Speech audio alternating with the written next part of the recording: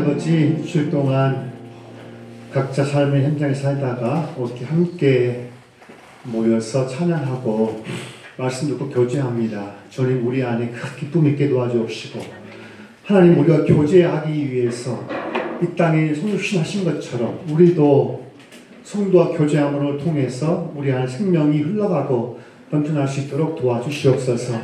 오늘 주 앞에 나올 때 헌금한 손길들을 다 기억하여 주시되 주일 연보헌금한 박상호 형제를 기억하시고, 이와 같이 주일 연보한 손길들을 기억하여 주옵시고 뿌린 대로 그 이상으로 갚아주시길 소망합니다. 또 주님께서 로든 남성교 후원금들인 이 정자매를 기억하여 주옵시고, 이와 같이 우리 공동체를 위해 성금한 손길들을 기억해 주셔서 주님이 하는 일마다 사업마다 형통하게 도와주셔서 늘 주의 부연자가 될 수 있도록 도와주옵소서. 또 11조를 드린 김충은, 김민혁 가정을 기억하여 주옵시고, 이와 같이 주 앞에 수입의 10분의 1 주 앞에 드렸사오니 저들의 삶 가운데도 주의 것 되게 도와주시옵소서. 말씀을 나눌 때 우리 모두에게 계시의 영과 지혜의 영을 부어주셔서 말씀 가운데 우리 향하신 주님의 뜻을, 아버지의 본심을 알아갈 수 있도록 도와주옵소서. 주께 감사드리고 주 예수의 이름으로 기도합니다. 아멘. 말씀을 봅시다. 출애굽기 20장 1절 20절인데요. 오늘은 다 읽지 않고 어디까지 보시냐면 우리 1절 2절만 볼까요? 1절 2절만. 자, 합독합시다. 시작. 하나님이 이 모든 말씀으로 일러 가라사대 나는 너희 애국 땅 다시 우리 눈만 했는데 다시 2절 시작. 나는 너를 애국 땅 종되었던 집에서 인도하는 너희는 이거로. 아멘. 그럼 지구가 둥글까요? 평평할까요? 진짜예요? 봤어요? 지구가 평평해요? 둥글어요? 둥글다. 봤어요? 너 직접? 그 TV에서 위성. 그건 조작될 수도 있어요. 사실 우리 중 누구 하나 지구를 떠나서 지구 바깥에서 지구를 본 사람은 아무도 없어요. 봤어요? 봤냐고. 지구 밖에 나가가지고 지구 봤어요? 둥글다는 거? 안 봤죠? 예? 비행기 타고 갔어요. 오, 맞다. 이렇게 맞아요. 둥근 거 보여요. 이렇게 가면 맞다. 카페라면 맞아요.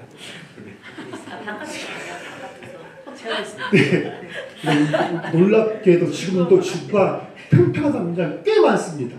플랫 얼스입니다. 플랫 얼스. 평평하다 보면 꽤 많아요. 특히 기독교인들 중에서 많아요. 신기하죠. 지금도 특히 미국, USA가 문제인데, 미국의 많은 근본주의 교인들은 지구가 평평하다고 이렇게 믿고 있어요. 왜 우리가 아무도 하시는데 그들은 어떻게 보냐면 지구가 둥글다는 모든 자료는 조작된 거예요. 그들에 의하면. 있죠. 일리가 있겠죠. 옛날에 그 에픽하이 가수 있잖아요. 그럼 누구지? 까먹었는데. 타블로가 스포들에 나오는데 그릇이라. 그래가지고 막 이제 이 타블로가 자기의 학적을 다 공개해도 안 믿어요. 왜? 그것도 조작된 거니까. 음모론인 거죠. 여러분, 지구의 나이가 얼마나 됐을 것 같아요? 지구의 나이가 1만 년 이상, 1만 년 이하. 여러분들은 이렇게 믿잖아요? 그럼 이제 바깥에 욕 먹습니다. 창조과학회 사람들 이렇게 말하면 사입인 거예요, 우리가. 그러니까 인류가 진보하면서 수많은 학문들을 만들어냈잖아요. 학문들을. 자연과학, 사회과학, 인문과학. 지금까지 인류가 진보하면 수많은 사람들이 각각 분야에서 성취를 이루었고 지금까지 진보를 해왔죠. AI까지, 지금까지. 근데 모든 학문에는 주류가 있고 비주류가 있어요. 그렇죠. 교류와 비주류. 또 신앙에도 정통과 이단이 있잖아요. 그렇죠? 신학도 주류가 있고 비주류가 있는 거예요. 어디가 더 맞을 것 같아요, 여러분?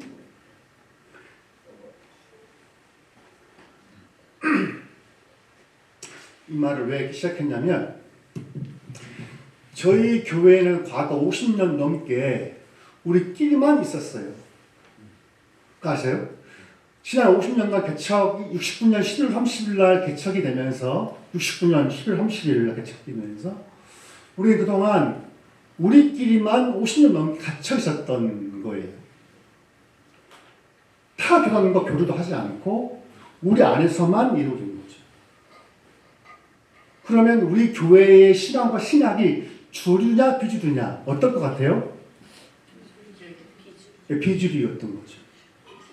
마치 지구가 둥글다는 견해는 정통 다수의 메인라인, 다수의 학설인데 그럴 수 있죠. 팽팽하다 믿을 수도 있겠죠. 하지만 다수의 사람들을 집단 지성을 통해서 지구는 둥글다는 것들이 이미 확증된 거죠. 마찬가지로 과거 우리 교회가 지금까지는 수많은 세월 동안 저희 교회 안에서만 있었고, 그리고 한 사람의 목사에 의해서 모든 것이 결정을 날 정도였었어요. 제가 20대 중반 때는 어떤 말까지 있었냐면, 그 이전 목사가 이제 그 강의할 때 피치만 거 이것도 녹취를 했어요. 녹취 이것도 뭐가 있다고 연단했다고. 그건 지금 들으면 아이고 그럴 때가 있었어요. 그럴 때. 독불장군, 이게 독일 장군, 프랑스 장군이라는 뜻입니다. 독불장군이.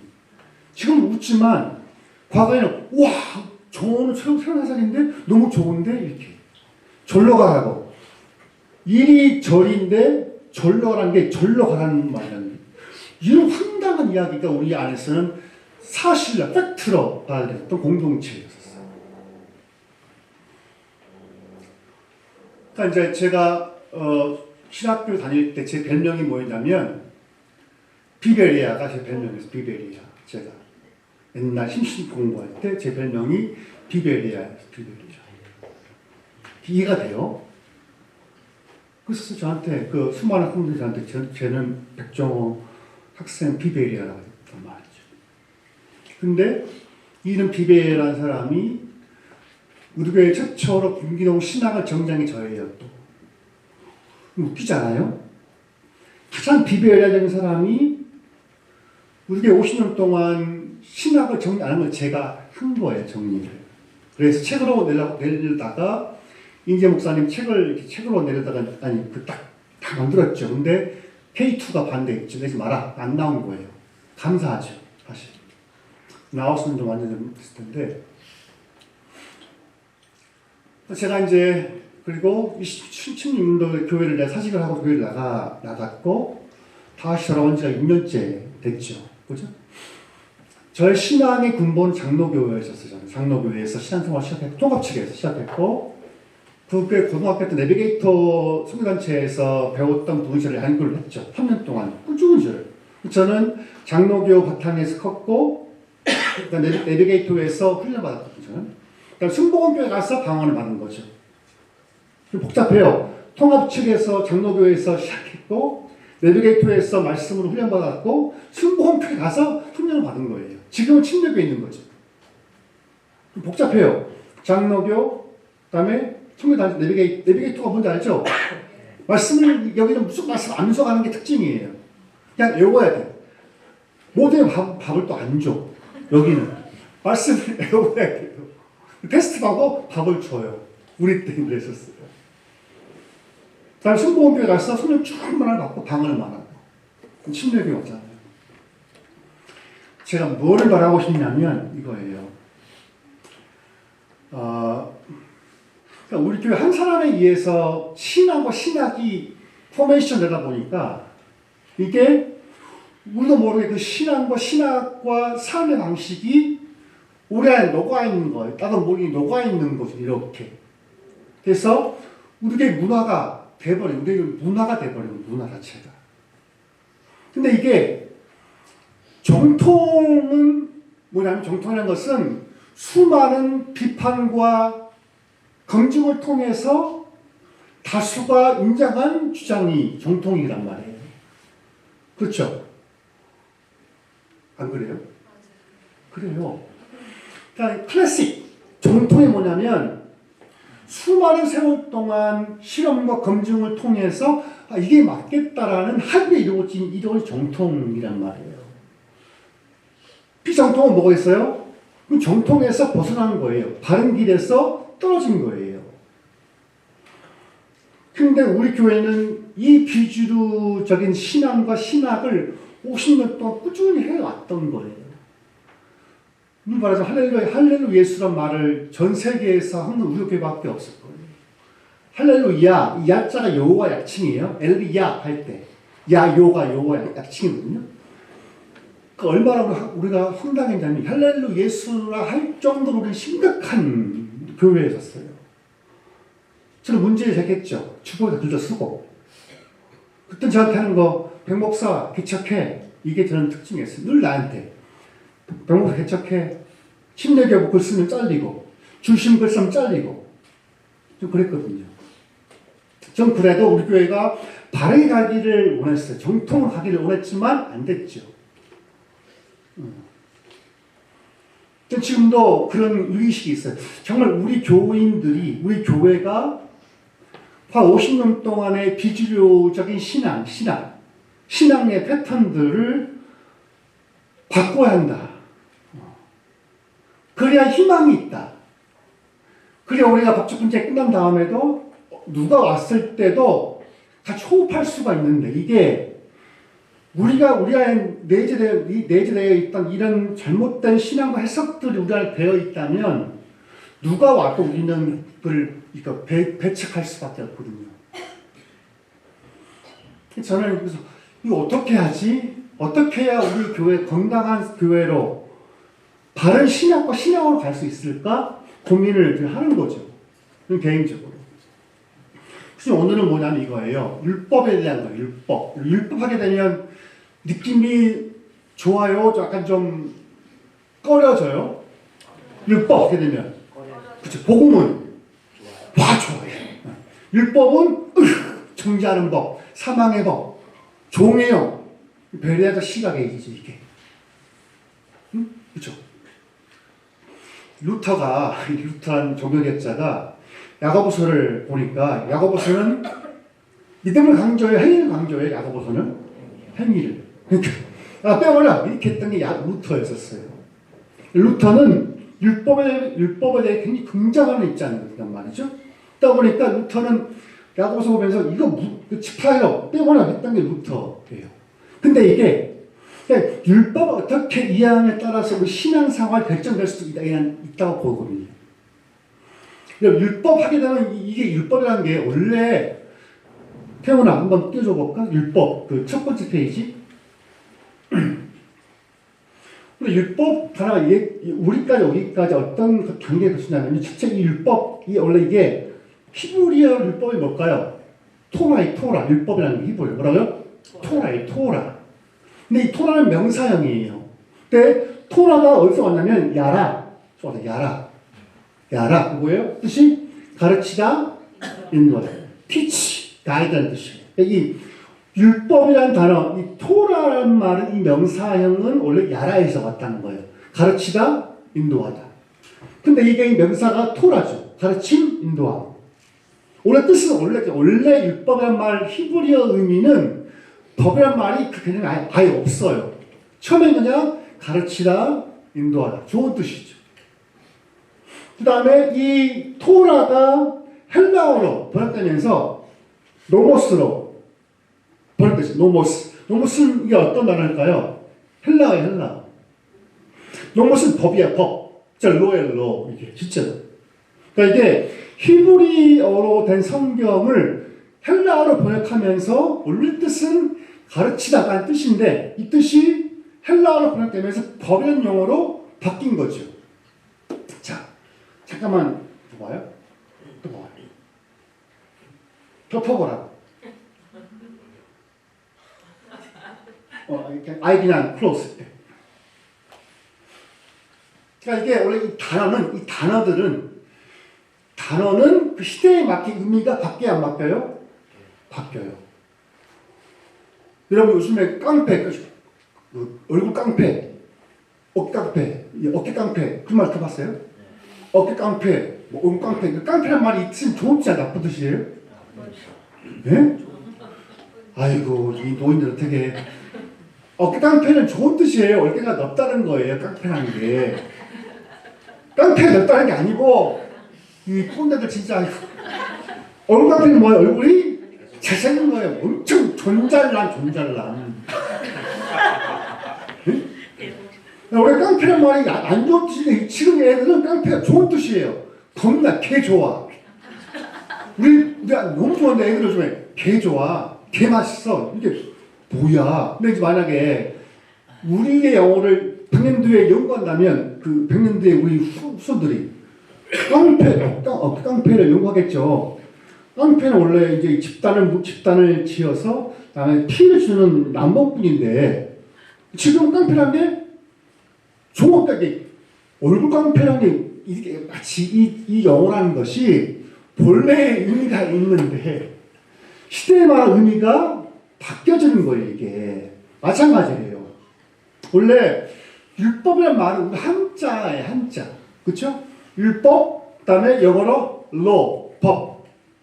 그다음에 노모스라는 게 뭐냐면 그 당시 그리스 제 설교가 좀 재미없죠. 제가 배운 게 이거라서 어쩔 수 없어요. 미안합니다. 제가 배운 게 이거밖에 없어가지고 제가 못 채워준 것은 조사님 채워줘요. 일상에서 시험생활은 내가 다 할 수 없는 거니까. 원래 이 그리스가 로마에게 먹힙니다. 그렇죠. 그래서 63년경에 폼페이우스에게 그리스가 먹혀요.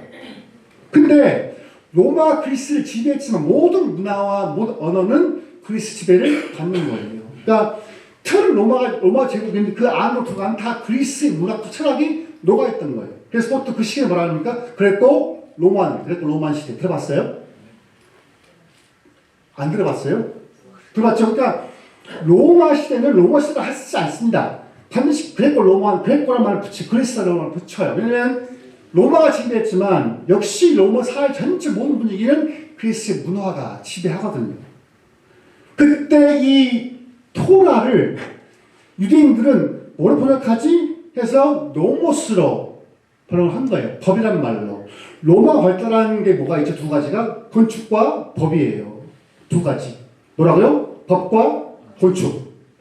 그러니까 이게 원래 율법이란 말은 좋은 뜻이죠. 엄마가 이렇게 인도해주고 가르치는 거야. 좋은 길로 이렇게 와, 이렇게 와, 이렇게 와. 이렇게 하면 좋지. 이렇게 가르치다 인도한 뜻이 이 원래 본 뜻인데 이게 그레코 로마 시대에 가면서 노모스로 번역이 되면서 법 하면 우리는 법이라는 게 느낌이 안 좋죠.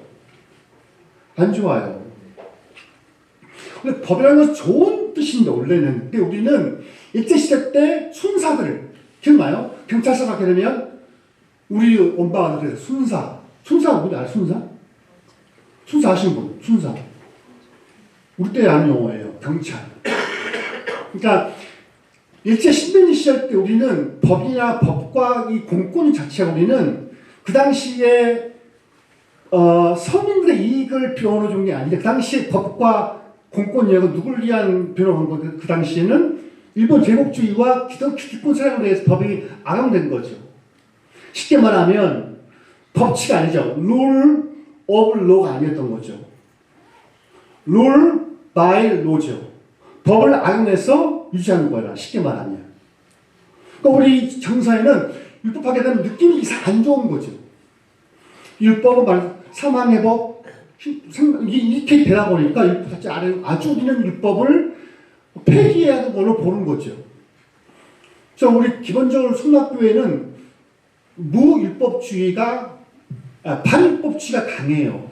율법은 안 좋은 거야, 지킬 필요 없는 거야 이렇게. 구약도 소홀히 구약도 보지 않고 이렇게 된 거거든요. 생각해봐요. 근데 초기 교회의 예수님과 초대교들은 그려봤던 성경은 신약이에요, 구약이에요? 구약이었단 말이에요. 다시 말해 여러분, 초기 교회와 예수님이 초기 교회를 이루고 수많은 부흥을 일구었던 그때 그려봤던 성경은 신약 성경이 아니었어요. 완전히 구약 성경만 보고도 예수를 메시아로 증거했고 부흥을 일구어 냈단 말이에요. 사실 엄밀하게 말하면 신약은 필요 없는 거예요. 초기 교회 때 보게 되면. 이상하게 침례 교회는 구약 성경을 홀대합니다. 필요 없는 거, 이미 끝난 거, 율법에 대해 부정적이었죠. 복음은 좋은 거니까 이렇게. 근데 원래 율법이라는 뜻은 좋은 뜻이었다. 가르치다, 인도하여. 근데 이것이 번역이 시간이 흘러가면서 안 좋은 의미로 다가온 거죠. 주님이 말하자면 내가 온 것을 율법을 폐하러 온 것이 아니다. 내가 온 것은 구약의 말씀들을 아예 폐시키는 것이 아니라 더 컴플리트, 완전하게 왔다고 했단 말이에요. 그러면 또 하나 퀘스천이 그럼 율법이 뭘까?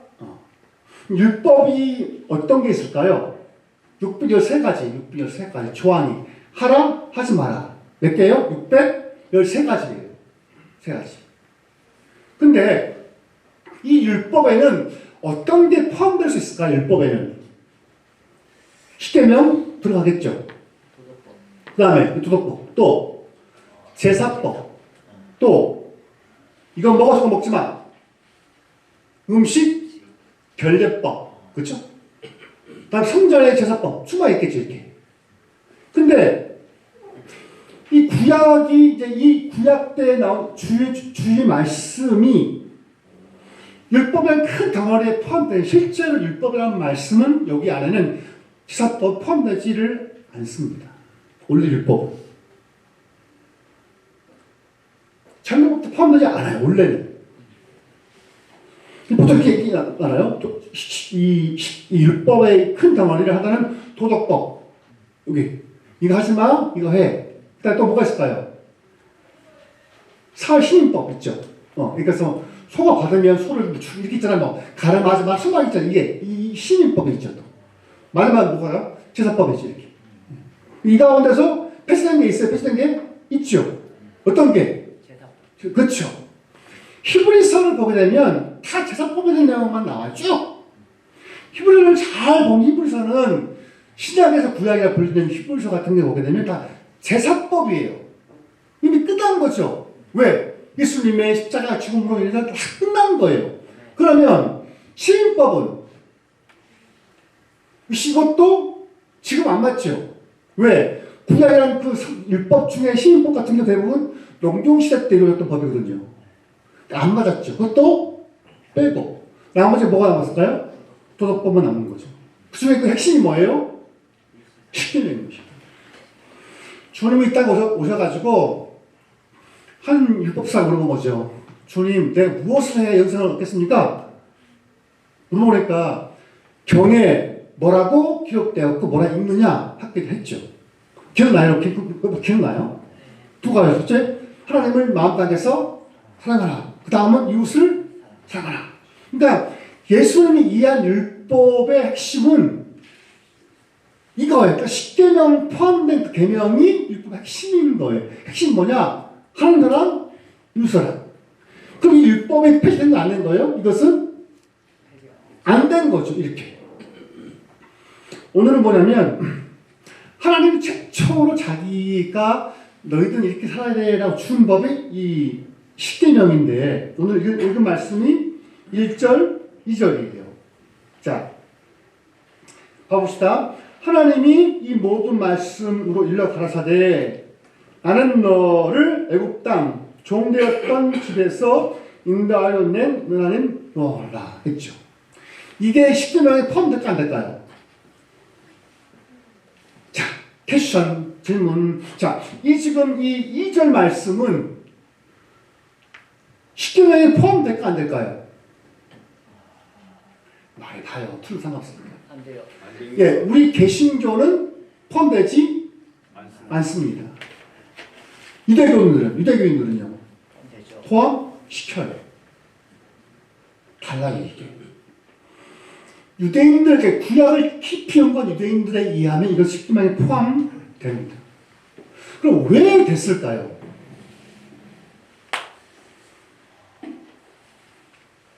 자, 하나님이 이스라엘 백성들을 출애굽시켰을 때,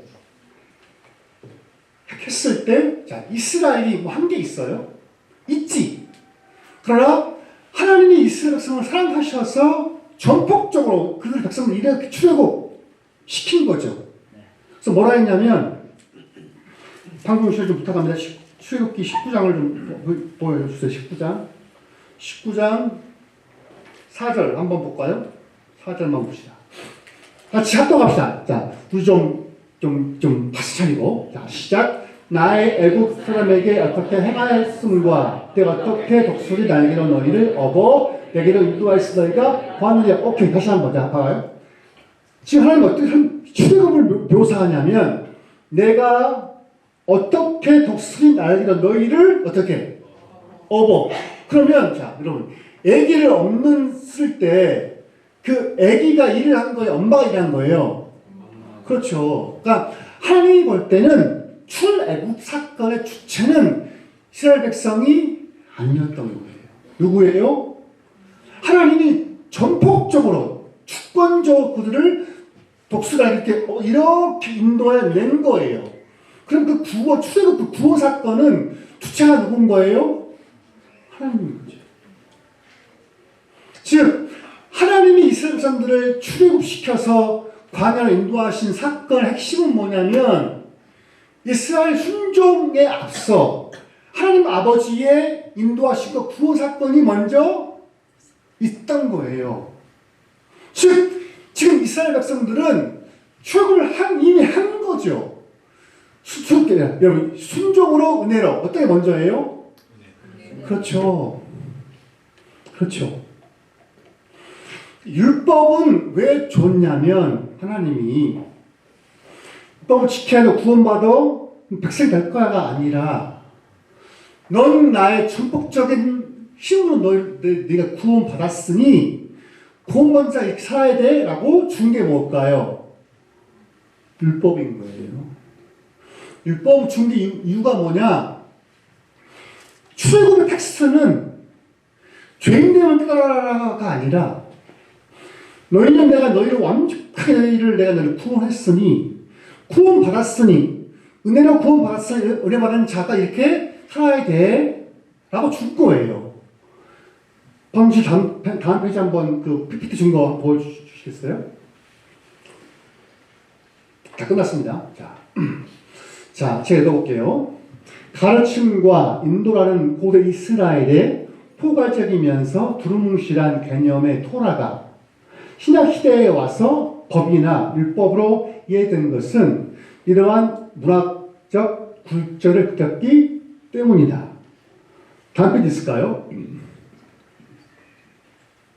다음 페이지. 따라서 어떤 법률 조항에 대해 우리가 갖는 느낌은 우리를 가르쳐서 생명의 길로 인도한다는 토라의 본래적인 의미는 많이 다릅니다. 다음 봅시다. 특히 율법의 행위를 통한 구원을 비판하거나 부정한 바울신학의 오직 은혜로 오직 믿음으로의 구원을 주장한 도신학의 영향으로 인해서 다음 페이지 현대 교회 개신교인들은 율법이라는 단어를 폐기하거나 폐할 것으로 여기고 있습니다. 무슨 말이냐면 율법이라는 것은 생명의 법이에요. 그리고 구원받는 자가 지켜야 될 삶의 법이에요. 그러니까 구약 율법을 주어진 시점은 이미 하나님이 그들을 취업시켜서 구원받는 자에게 너 구원받았으니 살아야 된다고 준 거예요. 구원법이 아닌 거죠. 그러면 율법을 지금 지켜도 돼요? 안 지켜도 되는 거지? 우리가 예를 들어서? 지켜야죠. 뭐 하기 위해서? 구원받기 위해서? 그거는 아닌 거예요. 그것은 구원받았기 때문에 구원받은 자로서 합당한 삶의 윤리가 있다는 거예요. 이게 율법의 온 목적이라는 거예요. 근데 이게 반대가 뭐냐면 무율법주의예요. 야, 한 번 구원받았으면 뭔 상관이 다시 해줄 수 있어. 이게 구원파의 구원론이에요. 옛날에 K1이 설교할 때 그랬죠. 양심을 버려야 구원받는다. 기억나요? 이게 K1이 했던 말이에요. 양심 버리면 지옥 갑니다. 바울이 선한 양심이 파산하고 영원의 죽음인 거예요. 선한 양심이 죽어버리면 구원도 파산받습니다. 파산됩니다. 끝입니다, 이게. 자꾸 우리가 이제 어떻게 생각하냐면, 율법은 다 이제 구원받았으니 필요 없어. 라고 해버리면, 하늘의 법은 무시되는 거죠. 지금도 여덟 10계명은 지금도 유효합니다. 우리 모두 유효해요. 법이야, 법. 지켜야 할 법. 근데 그것이 구원받기 위해서 지켜주는 게 아니라 구원을 어떻게, 구원을 키핑하기 위해서 지켜야 하는 거죠. 왜? 구원받았으니까. 이게 헷갈려버리면 구원파의 구원론이 나는 거예요. 야, 구원받았으니 율법 더 필요 없지. 막 살아도 돼, 이렇게. 이 구원파. 이거든요. 이게 은연중 우리 안에 녹아있는 게 많아요. 우리 안에서. 근데 원래 율법이라는 것은 하나님이 출애굽한 백성들에게 그에게 삶의 윤리를 주기 위해서 한 거예요. 가나안 땅에 네가 들어가면 너희가 곧 가나안 땅에 들어갈 텐데 너 들어가면 그거와 달라야 돼. 근데 백성이니까 그 지침이 10계명이었던 거죠. 너는 들어가면 그리고 똑같이 살면 안 돼. 달라야 돼. 그게 뭐 뜻이? 고르라는 것은 혼자 기도하는 것이 아니라 구별된 삶이 거룩한 삶이거든요. 그러니까 교회에서 기도 말씀 안 보는 게 거룩한 것이 아니라 내가 그리스도인답게 그리고 구별된 삶 사는 것이 거룩이라는 말이에요. 사회 안에서. 지금 반대죠. 교회 오면 거룩한 삶을 살죠. 나름대로. 나가면 사는 거죠. 성소의 분리가 되어버리는 거죠. 이게 지금. 근데 원래 우리 그리스도인 다움은 어디서 이루어져야 되는 거예요? 교회에서? 바깥에서? 바깥에서. 진짜 고르란 말은 마치 이스라엘 백성들이 가나안 땅에 들어갔을 때 달래야 한다는 것처럼 우리 삶의 실력은 이 교회가 아니라 사회, 가정에서 구별된 삶이 드러나는 게 맞는 거죠. 주님이 너희는 빛과 속인 것 어디에? 세상에. 근데 지금 많은 교회는 이 거룩이라는 것을 교회 안에서 이루어지는 걸로 봤던 거죠. 윤리하게 되는 인본주의로 무시됐던 거지만 진짜 우리의 실력은 있잖아요. 교회에서 드러난 것이 아닙니다. 어쩌면 교회가 아닌 삼지대, 교회가 아닌 직장, 사업장, 가정에서 내 거룩함이 드러나는 것이 아닌 거죠. 마지막 보고 마칩시다. 마지막 봅시다. 방송실 좀 오늘 느리네. 다 나왔어? 다 나온 거 아닌데? 하나 더 있을 텐데?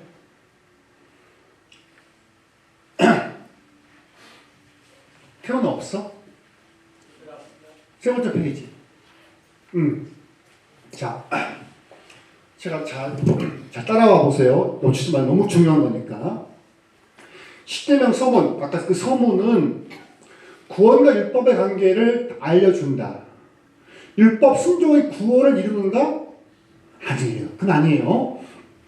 아니면 구원을 받는 자의 율법 순종이 요구되는 어떻게 받는 거예요? 두 번째는 다음 봅시다. 10계명 소문은 즉 22절은 여호와가 종되었던 이집트에서 인도했음을 설하는 거죠. 너는 저 주대를 도와서 너를 구원했어. 성서 이야기는 이러한 사건을 종종 구원, 낯살과 연결한다. 다음 봅시다. 이집트에서 탈출은 출애굽은 야훼의 구원 사건이고 율법은 구원 이후에 주어지는 거예요. 하나라면 율법 순종이 구원을 가져오는 것이 아니라 아니에요. 율법뿐만 아니에요. 절대로 구원받는 자에게 율법이 주어지는 것인 거예요. 여기까지 합시다. 여러분 이 견해가 전 세계 복음주의 견해의 주류적 견해예요. 이 견해가 그러니까 율법을 지켜서 구원받는 게 아니고 율법을 지켜서 구원받는 게 아니고 구원받았기 때문에 지키는 게 뭐예요? 율법이라는 거예요. 똑같아요. 신약에 우리가 순종하죠. 순종합니다. 왜? 구원받기 위해서? 아니요. 구원받았으니까 감사함으로 하는 거예요. 그러니까 여러분 11조 안 해도 주일성수 안 해도 구원 받아요. 아무 상관없어요. 구원의 문제는 오직 뭐예요? 은혜예요. 구약도 은혜고 신약도 은혜예요. 다 은혜예요. 그냥 오직 은혜예요. 다만 은혜 받았으니 너희가 너희 육체의 몸을 죄 종으로 쓰지 말라는 거예요. 뭘로? 의변기로 쓰는 거예요. 너희 삶 자체를.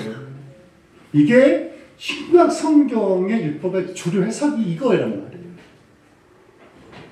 그러니까 여러분들이 그래서 할 수만 있으면 살아갈 때 윤리적이어야 해요. 윤리적이어야 하는 거예요. 근데 말도 행위도 은혜에서 막 사는 게 아니라 은혜 받았기 때문에 좀 더 절제할 수가 있는 거고 값없이 구원받았으니까 좀 더 내가 주님을 헌신할 수 있는 거고 구원받기 위한 은혜 받았으니까 감사하니까 이게 구약과 신약 성경이 말하는 율법의 목적인 거예요. 그럼 왜 바울은 이렇게 이해 안 했을까? 다음 이야기 해줄게요. 왜 바울은 그렇게 자꾸 율법을 이렇게 막 깔까? 왜 깔까지? 이유가 있어요. 이유가 있겠죠? 그럼 다음 기회에 풀어볼게요. 자, 기도합시다. 여러분, 우리가 구원받은 것은, 우리가 자녀된 것은 우리의 행위가 아무것도 포함되지 않습니다. 오직 그분이 우리를 구원하신 거예요. 전폭적으로 100% 완전하게. 단 우리는 은혜로 받았으니 은혜 자답게 살아가는 거예요. 주님, 내가 은혜 받은 자답게 살아낼 수 있는 마음을 주옵소서. 내가 교회에서만이 아니라 직장 사업장에서 그리스도인 다음을 드러낼 수 있는 마음 달라고. 다 같이 기도합시다. 하나님 아버지, 우리가 주님의 자녀가 된 것은, 아버지의 아들 딸이 된 것은 우리의 잘나서도 아니고 우리가 순종할 수 오직 아버지의 은혜로 구원받았을 힘이라고 고백합니다. 우리가 이제는 구원받았기 때문에 구원받았음을 감사함으로 하나님의 말씀을 지키게 도와주옵시고, 특별히 우리가 교회 안에서는 골카로 드릴 것이 아니라 교회가 아닌 곳에서, 가정에서도, 부부 사이에서도, 부모와 자식 사이에서도, 또 직장과 사업장에서 우리가 하나님의 아들답게 땅을 살아낼 수 있는 골카만 또 구원하시는 사모합니다. 우리의 깜덩을 양보하게 도와주옵시고, 깜들까지 도와주셔서 우리 감사함으로 우리 같이 모을 수 있는 마음을 도와주옵소서.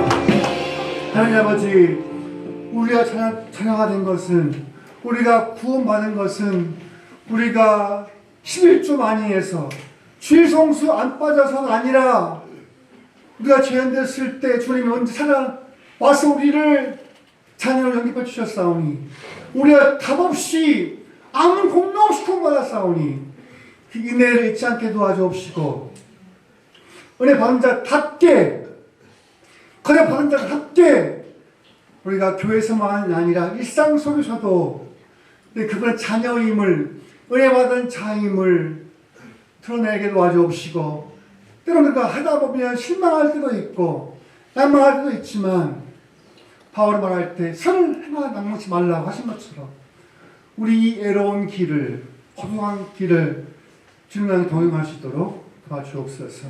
모두 우리 신령들에게 주님 하나님의 말씀을 정확하게 알고 주의 본심에 따라 살아낼 수 있는 그 신령들 될 수 있도록 도와주시옵소서. 주 예수 이름입니다. 아멘. 사랑합시다. 시간 많이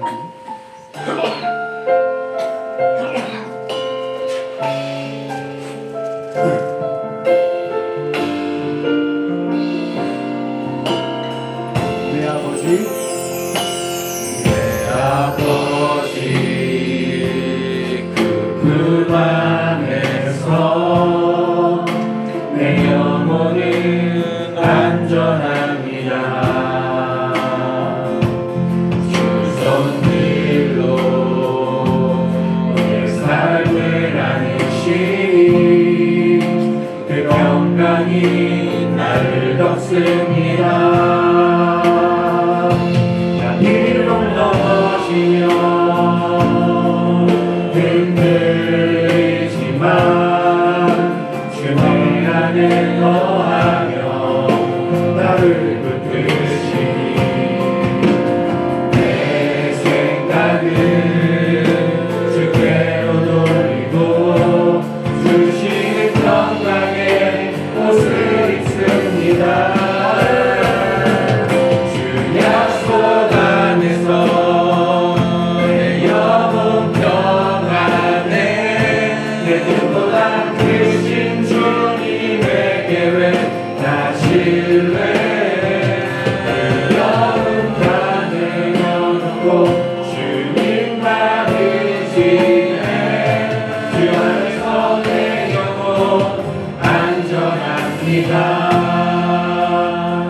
이제는 우리 주 예수 그리스도의 크신 은혜와 그리고 이 땅에 파송하신 성도의 사랑과 성령의 인도하심이 교회도 아닌 일상 속에서 구별된 삶을 살고자 하는 모든 신령들에게 영원토록 함께 있을지어다.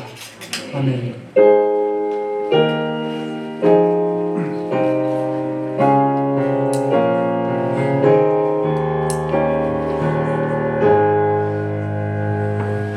감사합니다.